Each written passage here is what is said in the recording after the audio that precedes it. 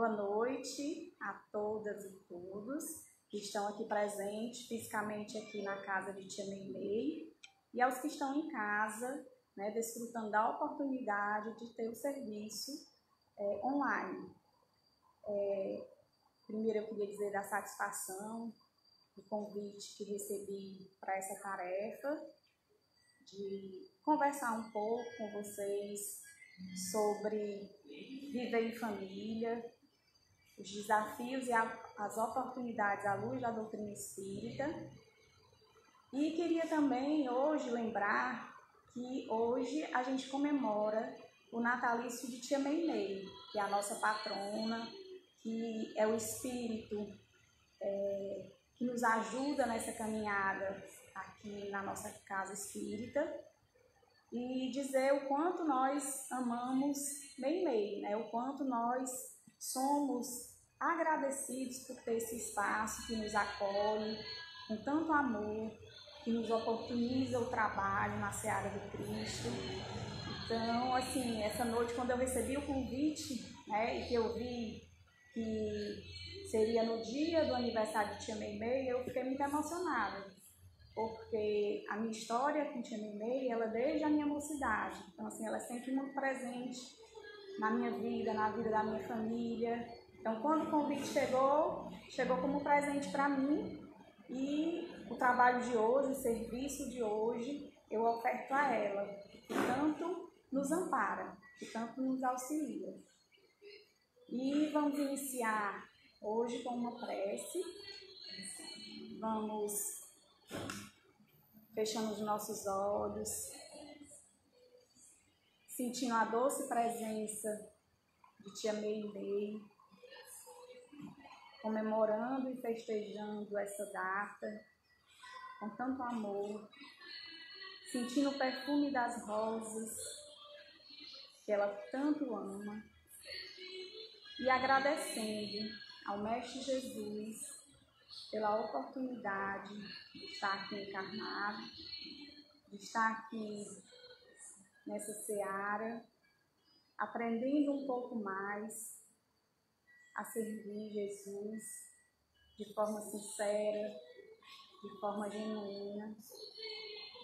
Rogamos a Jesus por todas as famílias, rogamos a tua luz e teu amparo, a essa escola terrena que nos oportuniza a aprender as melhores virtudes para a nossa evolução aqui na Terra.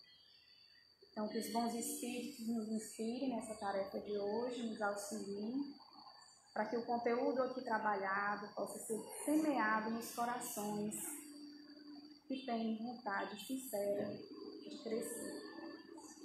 Que a tua paz, que a tua luz esteja presente conosco, hoje e sempre.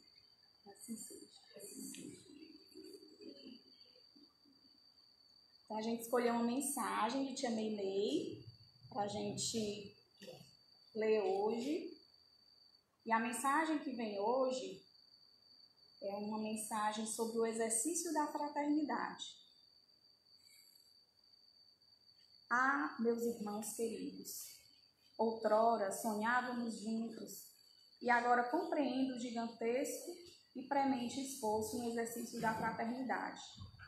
Porque deixar a oportunidade passar, se ora é agora de servir acolhendo, aprendendo, compartilhando, amparando, reerguendo, amando, enfim. Por que não aceitar o convite de Jesus, se os sentimentos, quando amparamos a criança sem rumo, sem sonhos, quando protegemos o caminhar vacilante da velhice, quando, enfim, em contato com o sofrimento que se abate sobre as criaturas aflitas, sobre as injunções de provas redentoras, tentamos fazer nossa parte, no esforço de sermos úteis. Todos os que Jesus colocou em nosso caminho são, por assim dizer, solo. Como semeadores, podemos vivenciar a caridade, mas sem nos importar com o testemunho da gratidão. nem com os resultados imediatos. À luz do Evangelho, somos desbravadores do rude sertão de nossos preconceitos milenares, descobrindo a alegria de servir, sem distinção de credos, posses ou rótulos, pois cada ser, universo em miniatura, e em constante aprendizado, necessita do carinho e da atenção de quem serve em nome do Mestre amado. Beijo as mãos de todos aqueles que seguem estas palavras de Jesus. Não vim para ser servido, mas para servir. Então, chamei bem nessa mensagem, ela reforça a nossa necessidade de servir, ela mostra que o melhor da gente, o nosso melhor está, a nossa melhor versão está quando a gente está a serviço do nosso próximo. E a gente entendendo que quando a gente está nesse serviço, nós somos o que mais necessitamos, né, desse serviço. Então, que a gente fique com essa mensagem, internalizando ela e tentando colocar no dia a dia. Porque nós vivemos em conjunto, né? Como o tema de hoje a gente vai falar de família, que é a primeira célula da nossa sociedade. A gente vive em conjunto para que a gente possa realmente aprender, né, nesse convívio diário, né, e a família como primeira escola, para que a gente tenha esses primeiros aprendizados que vá para a nossa sociedade, para o mundo. A discussão de hoje do Viver em Família, eu acho ela muito pertinente, né? É algo que a gente tem que estar sempre refletindo e debatendo, porque todos nós vivenciamos esses desafios, às vezes não enxergamos as oportunidades que estão lá nessa convivência familiar e a gente vai entender um pouquinho mais sobre essa vida em família. A doutrina espírita, ela apresenta a família como um instituto abençoado, em que um grupo de espíritos necessitados e em compromissos inadiáveis de auxílio ou reparação uns com os outros, em obediência à lei de causa e efeito, reencontram-se num programa de provas e expiações, graças ao princípio da reencarnação. Então, assim, se hoje estamos encarnados dentro de uma família, toda essa programação ela foi feita no plano espiritual, né? Todos esse conjunto de pessoas, eles foram planejados e muitas vezes nós participamos desse planejamento. Como a gente ainda tem um planeta de provas e expiações, né, a gente ainda tem muitos ajustes a fazer com os nossos familiares, né? De vivências passadas, de algo que não foi muito bem resolvido. Então a gente vem com esse grupo com o intuito de resolver pendências do passado, adquirir novas virtudes e construir um aprendizado com base no amor. O lar terreno, na visão espírita, ele representa a oportunidade de aprendizado e a prática das leis divinas, propiciando o encontro de espíritos amigos de outras existências. Assim também, o devido reajuste com os desafetos de existências passadas. Então, assim, a gente sabe que nós temos, né, ao longo da nossa caminhada, ao longo da nossa jornada evolutiva, a gente tem encontros e reencontros, né, com os nossos espíritos que são simpáticos, aqueles que a gente se une por afinidade, né, que a gente se une por afeição, e também com aqueles que a gente também se une, se liga por sentimentos que são contrários ao amor, né, como o ódio, a vingança. A gente também se liga com esses sentimentos negativos. Não são só os bons sentimentos que nos ligam a um espírito, a um outro ser, mas também os sentimentos negativos. Então, por isso que a lei ela é perfeita, ela reajusta para que a gente se encontre e possa aprender com os bons sentimentos e possa aprender também reparando aqueles sentimentos que não são tão bons. Lá no Evangelho segundo o Espiritismo, a gente tem no capítulo 14, no item 8, um item que vai falar da parentela corporal e da parentela espiritual.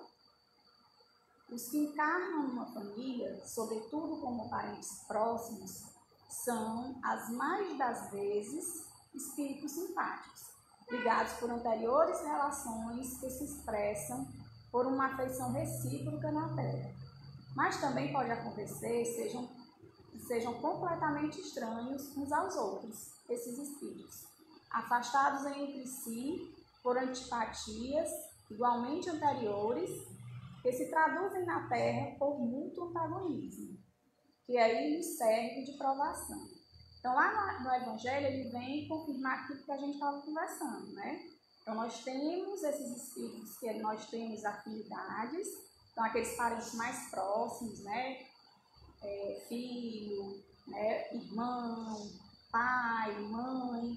Então, assim, a gente tem essa simpatia e essa afeição. Mas dentro também desse contexto, podem ter aqueles antagonistas, né? Que aquele grupo, muitas vezes o grupo tem uma necessidade de se ajustar. Então, por isso que é bem comum na nossa linguagem popular, a gente dizer que sempre tem uma ovelha negra, né? Dentro de casa, dentro da nossa família. A gente diz que sempre tem aquele que dá mais trabalho, sempre tem aquele que tem valores totalmente diferentes. Então, é aquele que mais precisa da gente. É aquele que precisa mais do olhar da gente. Ao invés de alimentarmos, né, comportamentos que tragam sentimentos que desagregam, a gente tem que alimentar comportamentos que acolham, né? Compreendendo que a forma dele hoje se comportar pode ser fruto de um momento anterior que nós vivenciamos com ele, né? E entendendo que, mesmo dentro da dificuldade na convivência, mesmo dentro de todos esses antagonismos, a gente enxergar uma oportunidade de se reajustar. E enxergar essa oportunidade hoje. Porque a encarnação, ela é justamente para isso. Para a gente acertar os nossos roteiros, para a gente acertar a nossa caminhada, para que a gente não deixe para outro, para que a gente não prolongue essa tendência, porque enquanto ela não for resolvida, vai se repetindo, né? Até o momento em que aquele assunto ele seja resolvido e a gente passe para outros assuntos, que são muitos, até a nossa caminhada evolutiva. No Livro dos Espíritos tem a questão 775, que pergunta qual seria, para a sociedade, o resultado do relaxamento dos laços de família. E aí os espíritos respondem que seria uma reproducência do egoísmo, né? Os espíritos nos esclarecem que seria um aumento do egoísmo. Então, se nós já somos seres dotados, né, de muito egoísmo, onde nós enxergamos sempre o que está a nosso serviço, sem esse núcleo familiar, a gente não conseguiria quebrar um pouco desse egoísmo. E aí, assim, eu lembro muito, assim, quando decidi ter filhos, e às vezes eu me perguntava, será que eu vou ter amor para dar às minhas filhas? Assim, era um amor que eu não conhecia. Será que eu vou ter... deixar de olhar para mim, né? Porque primeiro era o eu, né? Todo tempo era o eu, todo tempo eram as minhas necessidades a serem satisfeitas. E assim, eu não conseguia enxergar que existisse alguém que superasse o meu eu. E aí eu sempre me fazia essa pergunta. E aí, quando a gente tem um filho que chega, né, um espírito recém-reencarnado, você vê como a providência divina ela é maravilhosa, né? Encarnam bebezinhos, pequenininhos, dependentes, e assim, com uma capacidade enorme de fazer com que a gente olhe com amor, né? Desde a notícia que a gente recebe de uma gestação, a gente já está amparada de um amor para receber aquele espírito. Então, assim, é algo que transforma, né? Que transforma a vida, que transforma o olhar. E assim é o amor de filho para mãe, né? De mãe para neto, de avó para netos, né? Então, assim, é essa oportunidade nesse contexto pequeno, né? No lar, na casa, que faz com que a gente exercite aquele amor que Jesus nos ensinava, que era o amor fraterno. Então, com esse núcleo, a gente tem uma facilidade maior de exercer esse amor fraterno.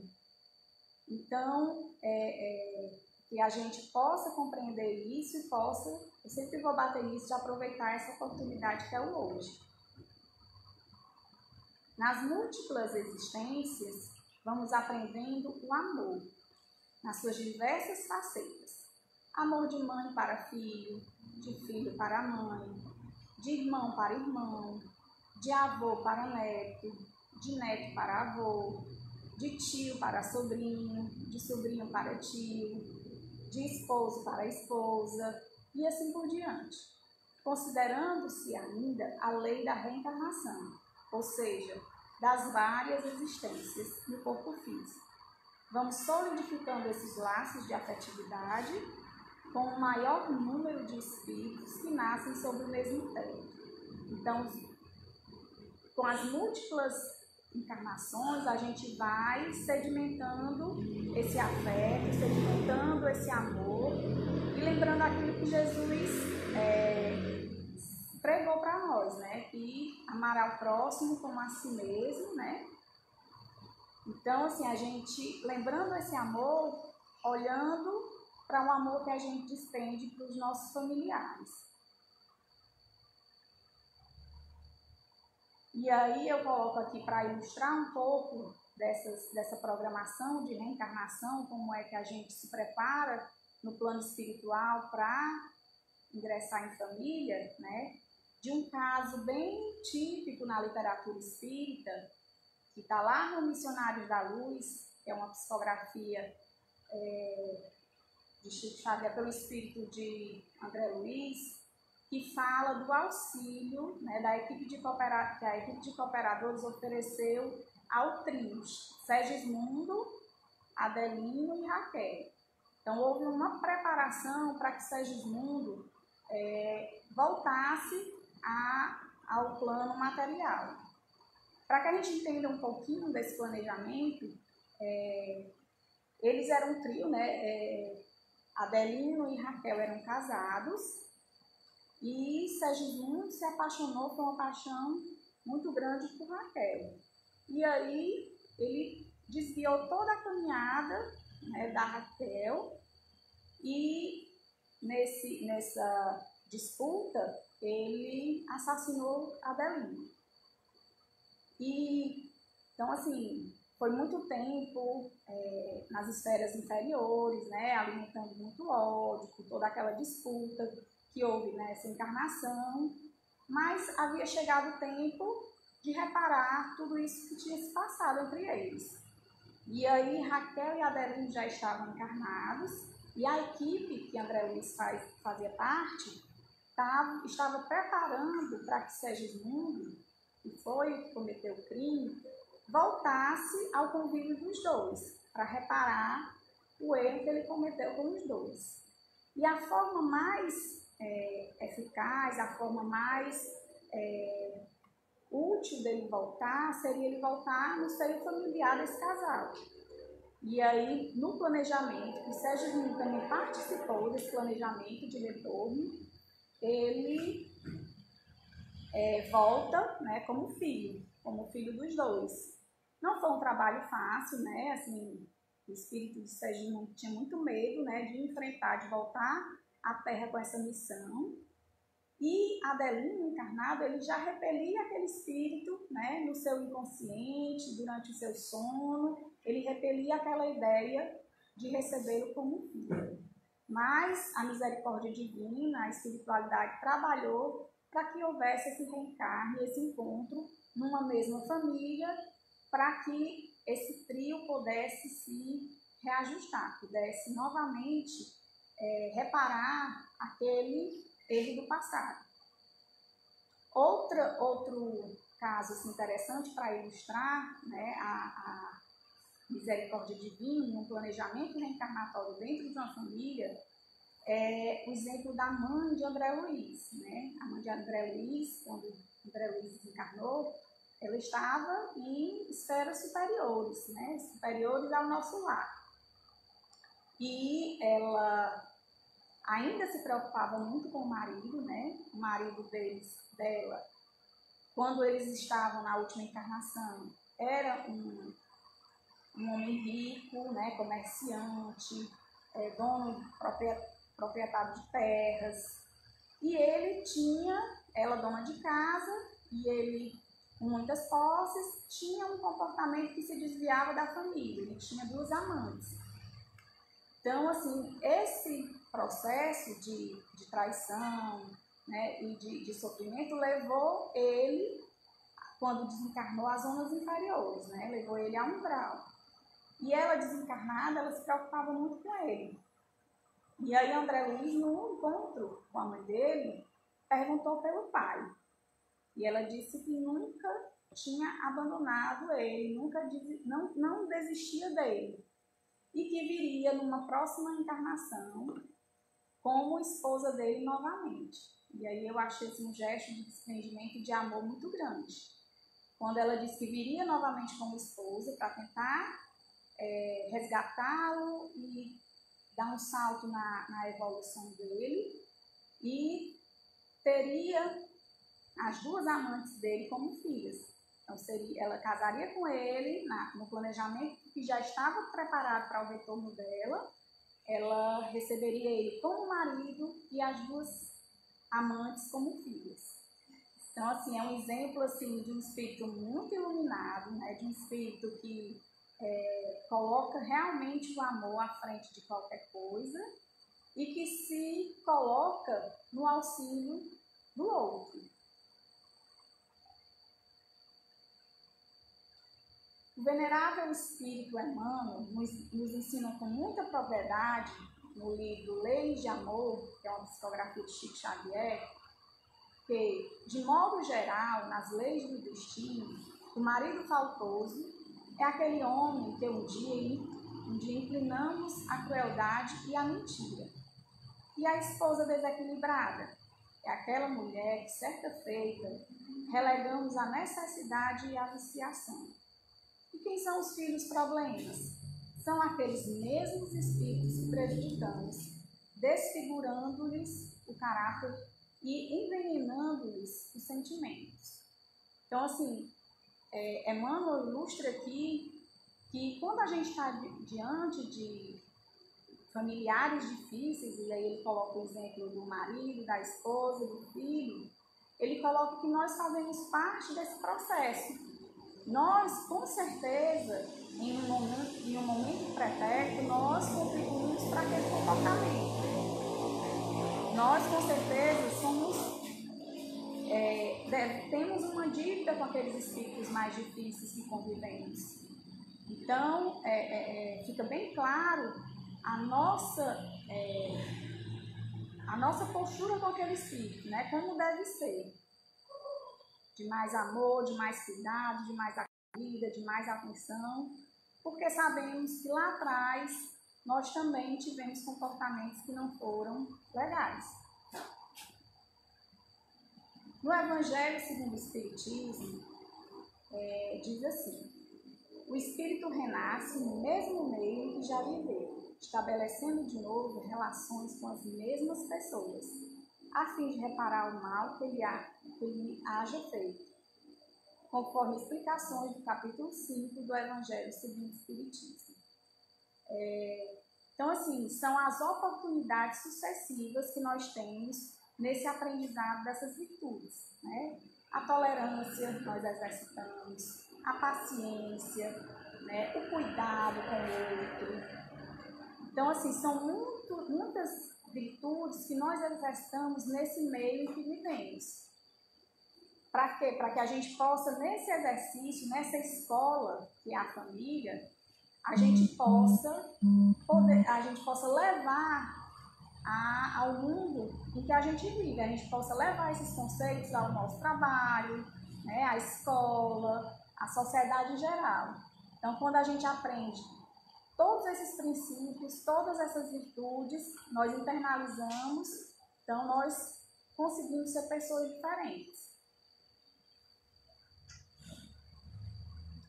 A gente vai citar de forma resumida, né, orientações doutrinárias retiradas de diversas obras espíritas para o nosso aprimoramento em família. E aí a primeira dica seria vigiar e orar. Construir um lar firmado nas bases do Evangelho de Jesus, em harmonia, permitindo que cada um de seus componentes possa refazer-se. Então, assim, uma primeira dica seria o vigiar e orar. Então, assim, se a gente em família consegue implementar, né, essa vigília, essa oração, para que a gente possa entender qual é o nosso papel dentro dessa família, entender como podemos fazer com que a gente caminhe melhor, que a gente consiga vencer todos os desafios, os desertos, as vicissitudes que são impostas nessa caminhada. O orar e vigiar é muito importante. Temos boa vontade, a outra dica seria termos boa vontade, tolerância e humildade, colocando o toque mágico do amor e do entendimento em nossa família. Pois o lar construído com amor e respeito é o lugar onde os filhos são preparados para a vida no mundo exterior.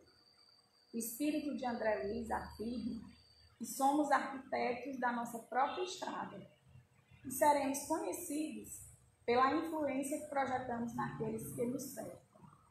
Então, assim, é um espaço onde a gente vai trabalhar boa vontade, tolerância, humildade, né? O cuidado que nós temos com os nossos filhos, né? Os valores que nós repassamos dentro daquela família, o exemplo que nós deixamos para aquele que convive conosco. Então, assim, as nossas ações, elas são de muita importância, né? Como diz aqui o André Luiz, nós somos arquitetos dessa estrada que nós construímos. Nós somos protagonistas, né? Nós não somos coadjuvantes nessa relação. A gente entender que, independente do papel que a gente exerce nessa família, nós temos o protagonismo de trabalhar todas essas virtudes e a oportunidade de fazer dentro do lar, primeiramente. Exercer a nossa maturidade emocional e perdoar sempre, exemplificando a indulgência, a tolerância perante os integrantes de nossa família, e também apaziguando as desavenças que surgirem, sabendo o que falar e quando se faz necessário silenciar. Nunca esqueçamos da máxima do Cristo: reconcilia-te com teu adversário enquanto estás a caminho com ele. Então, aqui tem palavras-chave como perdão, né? É uma relação que exige muito perdão, né? Um aprendizado que a gente tem que ter com o outro, né? De olhar, de ter olhos para ver o outro com amor, com indulgência, né? Procurando ressaltar no outro o que ele há de melhor. E enxergando os defeitos como algo que ainda tem como ser melhorado, não enaltecendo aquele defeito, não mostrando e se sentindo superior ao outro pelos seus defeitos. Então, é manter a indulgência nessa relação. E é muito interessante quando ele fala de que em alguns momentos é necessário a gente silenciar. Tem momentos que o silêncio ele fala mais do que 1000 palavras. Então, às vezes, numa dificuldade e num desentendimento familiar, às vezes o silêncio ele se faz necessário, né? Para que a paz, a reconciliação, ela possa acontecer, né? Para que a gente não troque mais ofensas, para que a gente não queira sempre ter razão. Tem uma frase que diz assim: você quer ter razão ou quer ser feliz? Então, dentro de casa é melhor a gente escolher ser feliz, né? Porque a gente está ali no movimento de uma eterna reconciliação. E dentro de casa é o espaço em que a gente não usa máscaras, né? No trabalho, com os amigos, no ambiente religioso, a gente usa máscaras, né? A gente mostra a nossa melhor versão, a gente mostra o melhor comportamento, a melhor conduta. Mas dentro de casa a gente tira essas máscaras. E às vezes a gente é agressivo, a gente não tem tolerância, a paciência fica pequena. Então, assim, é nesse lugar que a gente conhece se conhecer um pouquinho. Começa assim, esse processo de autoconhecimento. E aí a gente tem que ter olhos para ver a oportunidade de se autoconhecer, de entender onde eu preciso melhorar, né? É a tolerância, né? Trabalhar um pouquinho o meu comportamento sempre alimenta a raiva, sempre alimenta a discórdia. Então é dentro de casa, tirando todas essas máscaras, que a gente consegue se ver, se olhar no espelho e reconhecer os nossos defeitos, e daí a gente tentar ir mudando aos pouquinhos, mas sempre mudando. Outra dica seria renovar os antigos hábitos e praticar a caridade com os entes queridos, passando a ter a habilidade em lidar com tensões e diferenças, de forma sempre construtiva. Isto, com certeza, contagiará toda a família, pois a palavra convence e o exemplo arrasta. Então, a gente está sempre se renovando, a gente está sempre nesse exercício de ver quais são os nossos hábitos e sempre está colocando no nosso dia a dia os bons hábitos, né?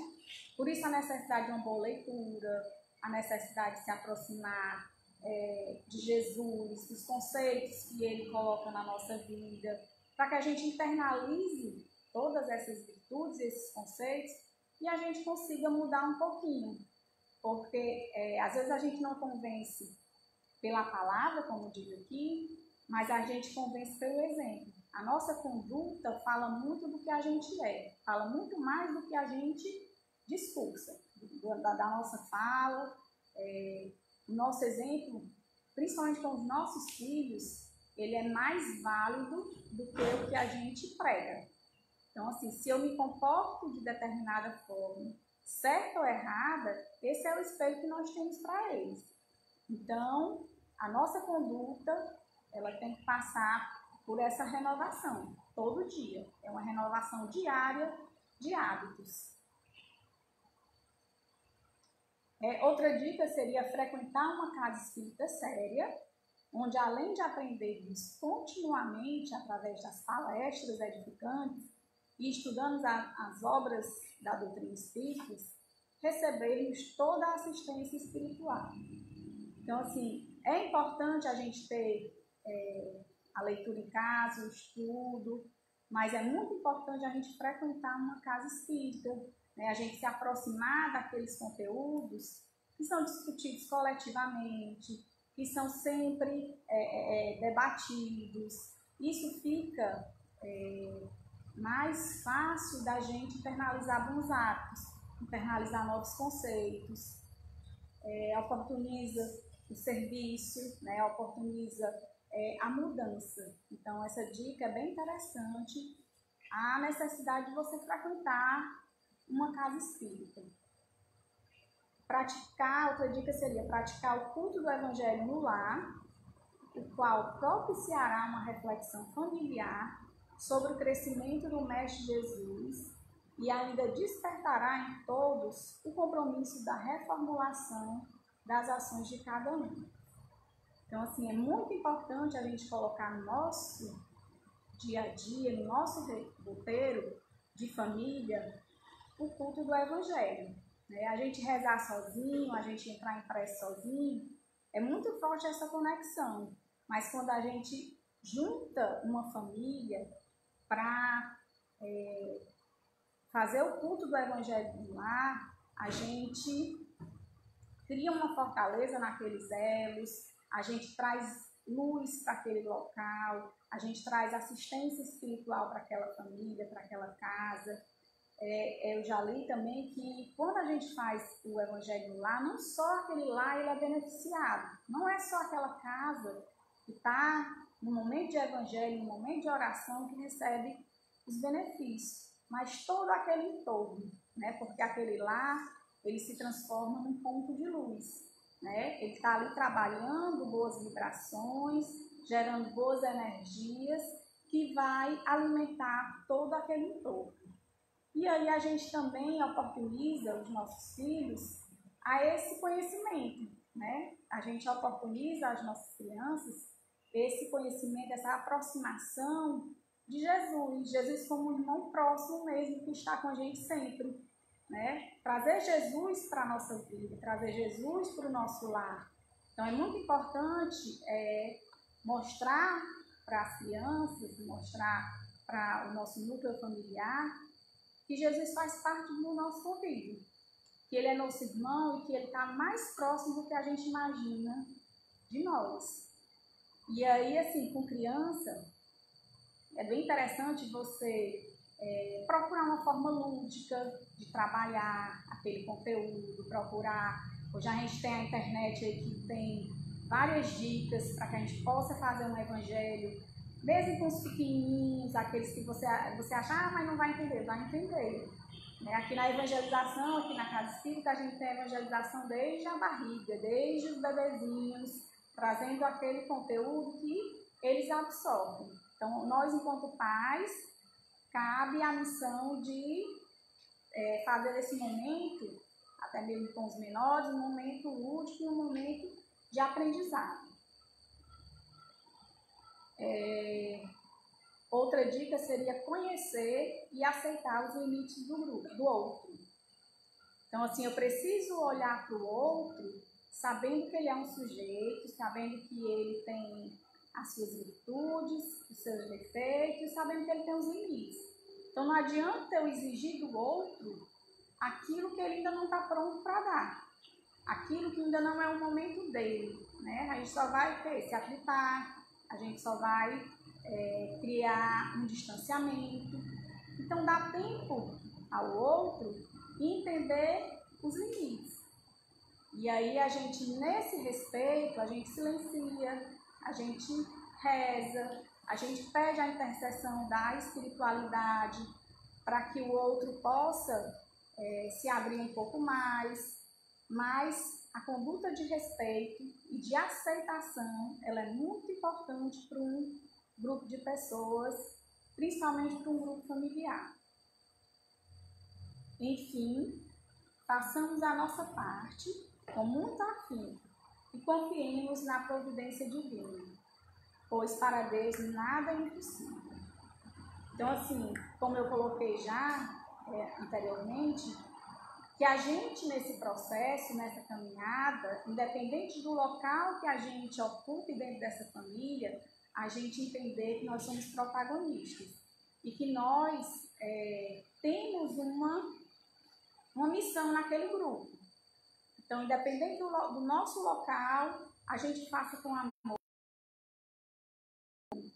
A gente tente fazer que aquela caminhada seja uma caminhada de soluções, de resolução de problemas, de construção de valores e de aceitação. Essa seria a caminhada que Emmanuel coloca e que os livros, a literatura espírita coloca para nós. Eu não sei como é que está o nosso tempo. 15 minutos. Eu trouxe uma mensagem de Joana de Ângeles, né, uma mensagem desse espírito, né, tão evoluído que é Joana de Ângeles, que fala sobre o Evangelho no lar, né, Jesus no lar. E aí Joana nos diz assim: dedica uma das 7 noites da semana ao culto evangélico no lar, a fim de que Jesus possa pernoitar em tua casa. Prepara a mesa, coloca água pura, abre o evangelho, distende a mensagem de fé, enlaça a família e ora. Jesus virá em visita. Quando o lar se converte em santuário, o crime se recolhe ao museu. Quando a família ora, Jesus se demora em casa. Quando os corações se unem nos liames da fé, o equilíbrio oferta bênçãos de consolo e a saúde derrama vinho de paz para todos. Jesus no lar é vida para o lar. E aí Joana coloca, né, Jesus pertinho da gente. Jesus é aquele irmão presente que caminha conosco, mas que precisa que a gente faça o convite a ele adentrar o nosso lar. Jesus é um espírito muito evoluído e muito educado. Então a gente precisa convidá-lo para que ele entre.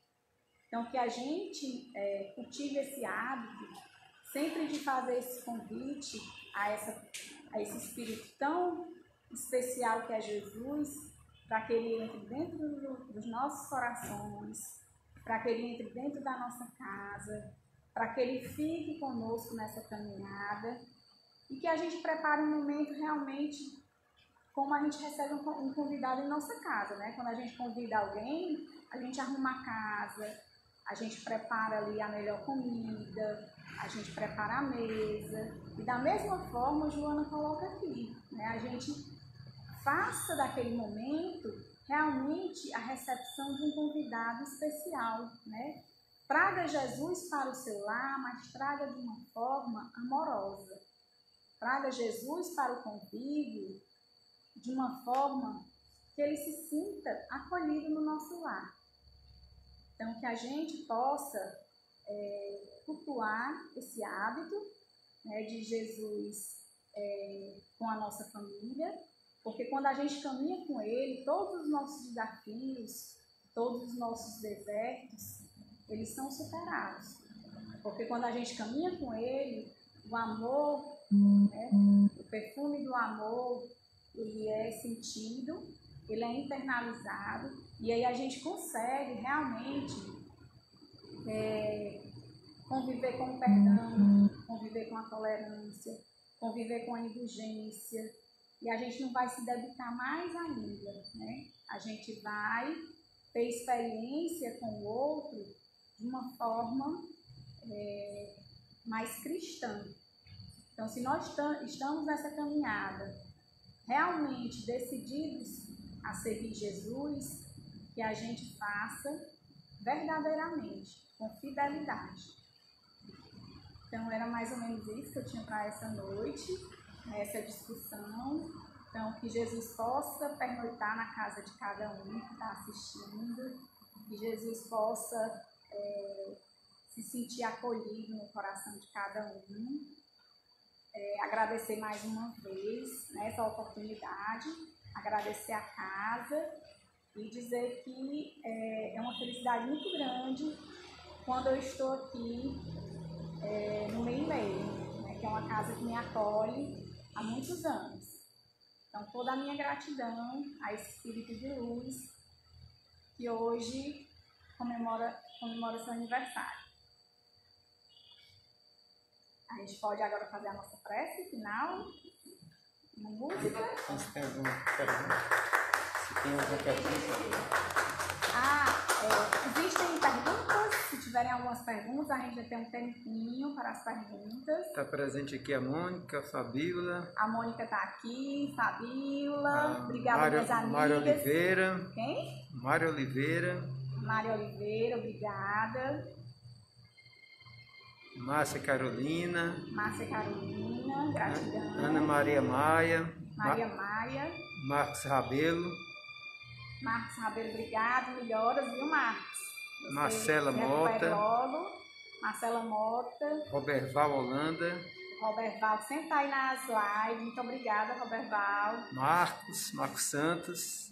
Seu Marcos. Um abraço, viu, seu Marcos? E a Eneide. A Eneide, boa noite, viu, para vocês. Gratidão. E obrigada pela paciência, ter ido até o finalzinho da live. Então, vamos fechar os nossos olhos. Sentir o perfume de Tia Meilei nessa noite tão especial, tão agradável e festiva. Sentir Jesus do nosso lado. Amado Mestre Jesus, é com muita gratidão que encerramos o trabalho dessa noite, rogando o teu auxílio, o teu amparo, para todos aqueles irmãos que precisam da tua luz, que precisam do teu amparo, que nesse momento passam por dificuldades na convivência familiar, que passam por desafios, que o Senhor possa trazer a tua luz, trazer as tuas noções para cada um. Recebam todos de acordo com a tua necessidade, com o teu merecimento. Jesus, que a tua luz possa ficar conosco, agora e sempre. Que assim seja. Que assim seja.